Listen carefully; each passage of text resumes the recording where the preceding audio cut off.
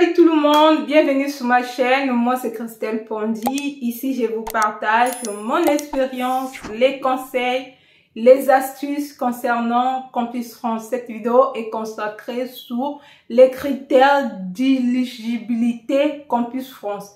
Les critères qui sont basés le choix des universités. On va voir tous ces critères-là. Si vous remplissez ces critères-là, vous devez aller jusqu'au bout. L'acceptation visa.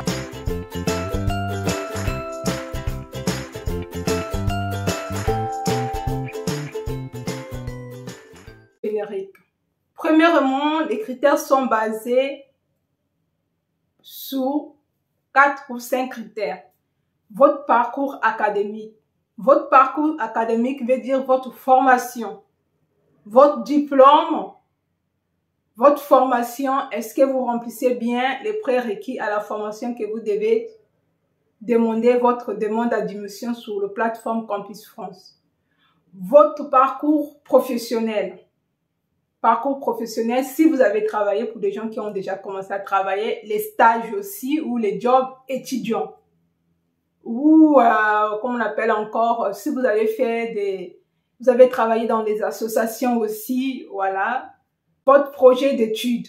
Votre projet d'études, vous devez rédiger votre projet d'études concernant votre option, concernant votre niveau et la formation que vous allez choisir. Quand vous allez finir de rédiger votre projet d'études, vous allez passer à l'étape de projet professionnel ou projet d'études, c'est presque la même chose. Ensuite, vous avez les motivations. Là aussi, c'est très important. Vos motivations par rapport à la formation, vos motivations pourquoi vous allez venir étudier en France, vos motivations pourquoi vous avez choisi la France, vos motivations pourquoi vous avez choisi telle formation en dehors de cette formation. Ce sont des critères qui n'est pas donné par Campus France par hasard, mais ce sont des critères que les universités demandent. Si vous remplissez bien ces critères-là, si vous répondez bien à ces critères-là, dites-vous que votre inscription, vous l'avez. Donc, quand je parle de parcours académique aussi, les notes. Donc, n'oubliez pas vos notes et aussi faire des recherches sur les prérequis de formation que vous allez solliciter. En côté des parcours professionnels, c'est plus au niveau de votre CV que vous allez détailler votre parcours professionnel, si vous avez fait des stages, si vous avez déjà travaillé, si vous avez travaillé avec les associations, donc faire du bon niveau là. Si vous avez fait les jobs étudiants, par exemple, ça aussi c'est très important, bien détaillé sur votre CV. C'est là où on va regarder votre parcours professionnel. La lettre le projet d'études ou encore le projet professionnel doit être écrit. Et là, il faut bien l'écrire. On n'écrit pas par hasard. On doit mettre les mots, les phrases, des bonnes coordinations. Vraiment, c'est votre projet de vie.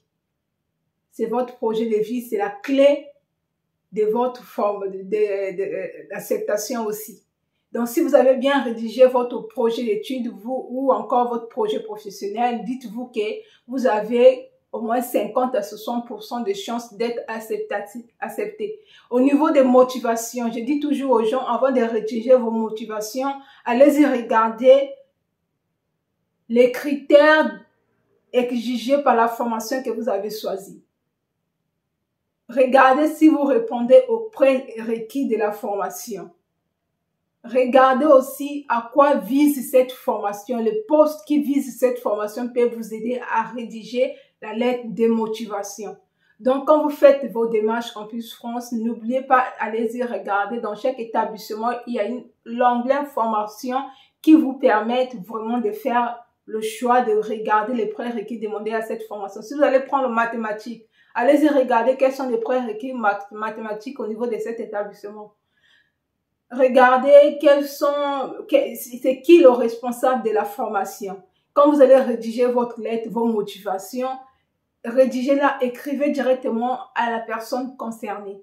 Les motivations sont importantes, donc la lettre de motivation et le projet professionnel ou le projet d'études, il faut bien le rédiger, éviter les fautes d'orthographe, éviter les phrases non cohérentes.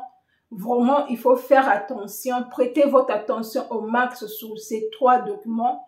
N'oubliez pas que c'est la clé, c'est vraiment la clé qui va vous permettre de décrocher l'acceptation, parce que les universités en dehors de campus font et ne vous connaissent pas. Il nous a jamais, on ne connaît pas qui est mademoiselle, par exemple, Minou, on ne vous connaît pas, dans l'UF, on ne vous connaît pas. Donc, c'est à base de la lettre de motivation de votre projet professionnel qu'on va déduire pour dire que la personne est fiable par rapport à votre parcours académique aussi. N'oubliez pas aussi que ça aussi, c'est la clé. Donc, c'était tout pour aujourd'hui. Si cette vidéo t'a apporté de la valeur ajoutée, n'hésite pas de t'abonner, de liker, d'activer la cloche de notification. On se dit à très bientôt.